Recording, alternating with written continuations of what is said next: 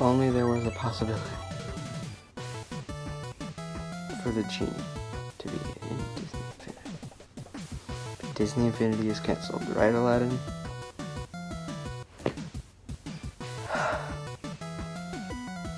Sorry you had to see that. Chatting it up with my man Aladdin. Be sure to go check out Aladdin in theaters. Hey guys, Brady here, and welcome to yet another episode of Brady's Talks, where I review certain games. This console was one of my most favorite ones, the 3DS. This is the 2DS, but still. And I loved playing this game, Miitopia. So today, the review is Miitopia for the 3DS. Let's get into it, shall we? Alright. So the story is that there was a lovely place known as Miitopia, right? Well, there was lots of peace, harmony, and happiness all over the place. Until one fateful day, the Dark Lord took over Miitopia and stole the faces clean off their heads. I'm not kidding. That's a great premise, though. However, to spice things up, he decides to place the faces on monsters. And that's where our story takes place. You guys out there, you got to create a party of me's. This is actually this could be a spiritual successor to, say, that of Tomodachi Life, except in Tomodachi Life, you just watch things happen. But in Miitopia, you do things and make them happen. So you start out with your Mii, and he sees a stone butterfly. And he runs away from it because it's got a face on it. And then he spots a nearby town that's filled with Miis, made by other people. Or maybe Miis that's created by you. You talk to the dubious mayor, and bam! The Dark Lord appears. You get to choose the Dark Lord's role. The Mii that takes the role of Dark Lord. And when he gets there, he takes the guide, the careless guide, the grandma at the stand, the son of the mother, the girl of the lovey-dovey couple, and the sarcastic guy. He takes the faces all off of them. And he just flies away. So it's your job to chase him down. And you do. You then get to choose a job. There are multiple jobs that you get to start with. There's knight, mage, or wizard, I don't really know, cleric, thief, boy or girl versions of pop stars, and a chef. Which one would you choose? Well, if you choose one of them, you gotta battle the monster. It's a slime. Once you beat it, the face flies away back to the village. You can go up to 4 party members, each having their own unique personalities, too. And you don't even have to control the other people, except for your Mii that you started out with within the adventure. It's cool, isn't it, right? Better believe it is. So, once you get to the castle, you get to meet the king, the princess, the guards, and then later on you get to meet Besmirch Noble's son, and the prince from another land. interesting.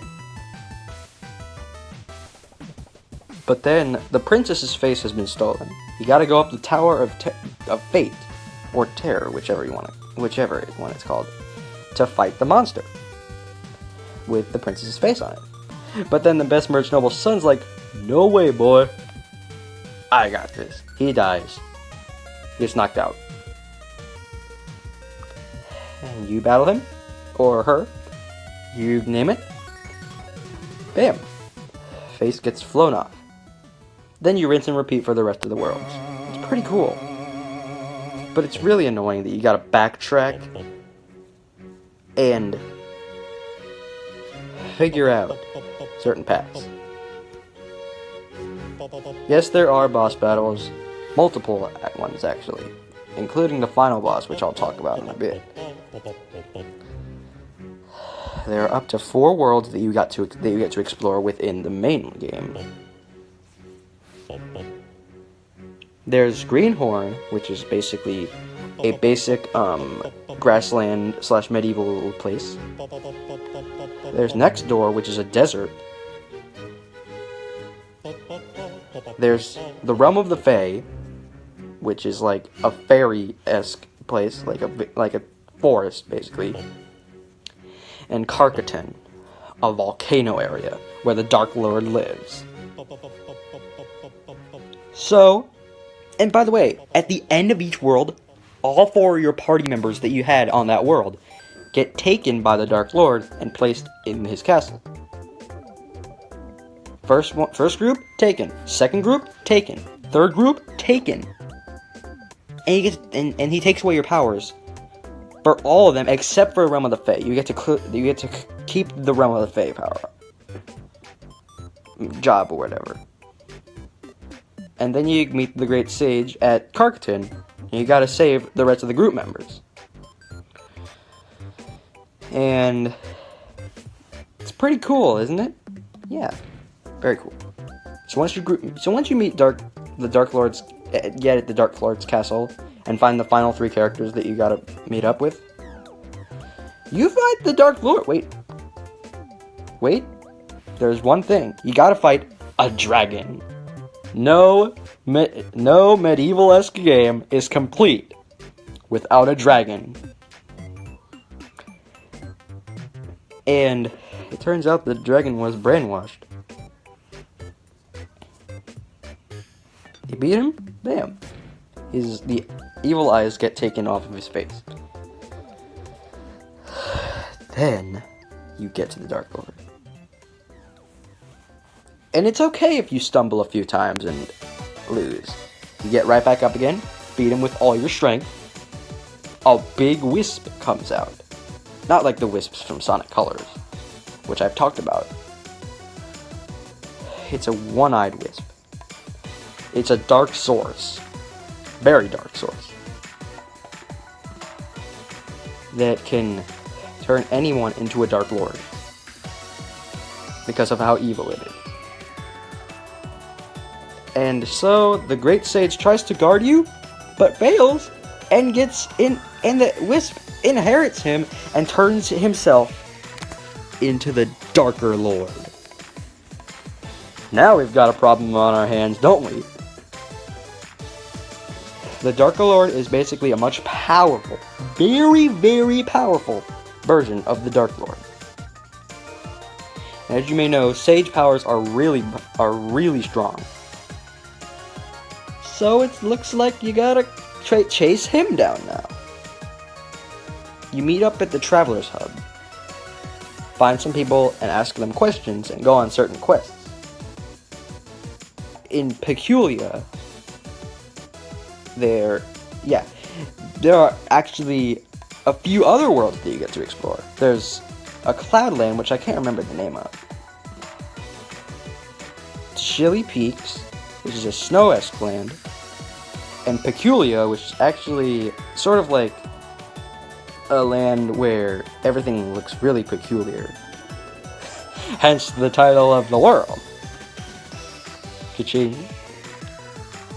You get to the tower, and you have to go all the way up to the top of the tower then you finally get to the last world.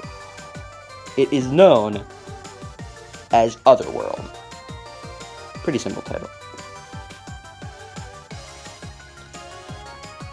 And you gotta battle the Darker Lord, of which he transforms into a freaking sun.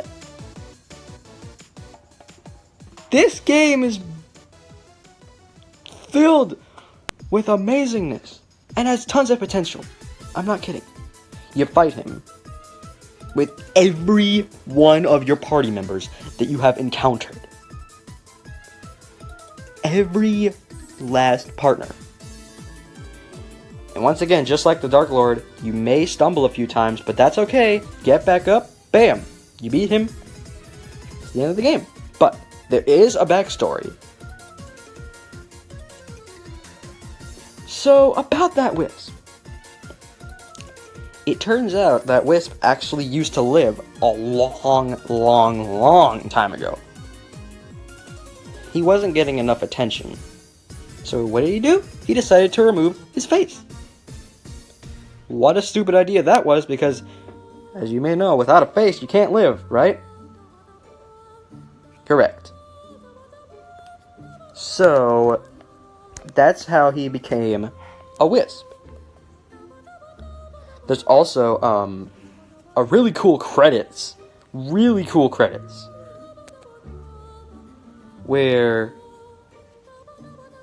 you get to meet everybody. Everybody that you have met. Every main character that you found in the game, within the game. It is, and there's even a catchy tune too. I won't sing it though, because I've embarrassed myself in the He-Man 10 or 10 community. There's even foods, different foods that you get to get. And they all come from monsters, which is cool too. There's even... Oh yeah, I forgot to mention the other battle classes that you get to find. In Next Door, you gain 3 more battle classes, or jobs. There's Cat, Scientist, and Imp, or Devil, whatever you want to call it. And in the Realm of the Fae, you get Princess, Tank, and Flower. By far, the 3 most weirdest ones. Especially Flower. What kind of freaking battle class is a Flower? I mean, really. Overall, the game presentation really doesn't suck. Which is why I'm giving it a 9 out of 10. For it being a somewhat of a spiritual successor to Tomodachi Life, having multiple jobs, and giving an incredibly amazing plot twist backstory about the Wisp. This has been Brady of the Bunch, with his review of the Miitopia for the 3DS and 2DS family of systems. I guess I'll see you guys later. Be sure to comment on this video telling me which videos you want to see next. Reviews? Top 5s? I don't really know. Sayonara.